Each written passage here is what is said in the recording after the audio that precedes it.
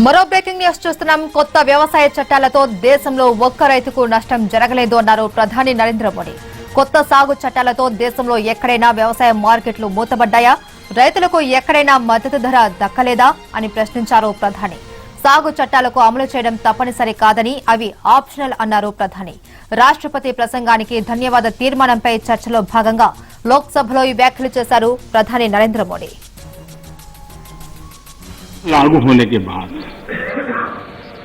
न देश में कोई मंडी बंद हुई है, कानून लागू होने के बाद न कहीं एमएसपी बंद हुआ है. ये सच्चाई है जिसको हम छुपा करके बातें करते हैं, इसका कोई मतलब नहीं है. इतना ही नहीं, एमएसपी की खरीदी भी बढ़ी है और ये कानून नए बनने के बाद बढ़ी है, ऑर्डिनेंस के बाद और पार्लियामेंट में कानून बनने के बाद. किसी भी किसान से मैं पूछना चाहता हूं कि पहले जो हक उनके पास थे, जो व्यवस्थाएं उनके पास थी, उसमें से कुछ भी इस नए कानून ने छीन लिया है क्या? इसकी चर्चा, उसका जवाब कोई देता नहीं है. सब कुछ वैसा का वैसा वो है पुराना. क्या हुआ है? एक अतिरिक्त विकल्प व्यवस्था मिली है, वो भी क्या कंपलसरी है? किसी कानून का विरोध तो तब मायना रखता है कि जब वो कंपलसरी हो. ये तो ऑप्शनल है. आपको मर्जी पड़े यहां जाना है जाइए, आपको मर्जी पड़े वहां नहीं जाना है वहां जाइए. जहां ज्यादा फायदा हो वहां किसान चला. సభలో కావాలి అనే కొందరు తన ప్రసంగాన్ని అడ్డుకుంటున్నారని విమర్శించారు ప్రధాని నరేంద్ర మోడీ. ప్రజలకు వాస్తవాలు తెలుస్తాయనే తనను అడ్డుకుంటున్నారని మండిపడ్డారు. ये रुकावटें डालने का प्रयास एक सोची समझी रणनीति के तहत ऐसी कंफ्यूज पार्टी ये रुकावटें डालने का प्रयास एक सोची समझी रणनीति के तहत, और सोची समझी रणनीति ये है कि जो झूठ फैलाया है, जो अफवाहें फैलाई हैं, उसका पर्दाफाश हो जाएगा, सत्य वहां पहुंच जाएगा तो उनका टिकना भारी हो जाएगा.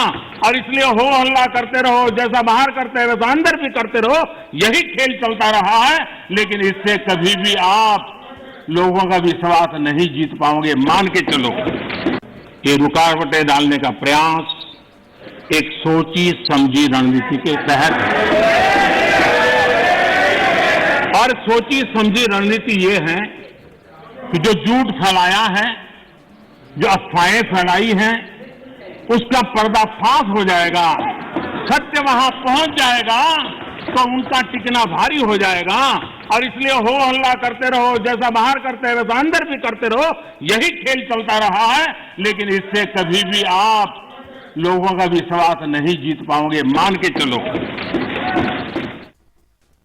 ये रुकावटें डालने का प्रयास एक सोची समझी रणनीति के तहत,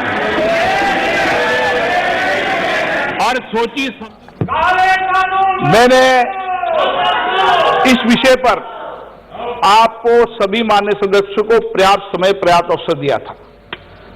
जब कोई भी प्रतिपक्ष का माननीय नेता या सदस्य बोलता था तो मैंने सभी से कहा कि सब बात ध्यान से सुने, किसी को टोका टोकी नहीं करे. और रात्रि को 1 बजे तक, जब तक सदन में अंतिम वक्ता था, मैंने पर्याप्त समय दिया है. मेरा आपसे आग्रह है, माननीय प्रधानमंत्री जी अपनी बात कह रहे हैं, आपने अपनी बात कह चुके हैं, उनका जवाब माननीय प्रधानमंत्री दे रहे हैं. माननीय प्रधानमंत्री से आग्रह करूंगा अपनी बात. ऐसी कंफ्यूज पार्टी न खुद का भला कर सकती है, न देश की समस्याओं के समाधान के लिए कुछ सोच सकती है. इससे बड़ा दुर्भाग्य क्या हो सकता है? ऐसी कंफ्यूज पार्टी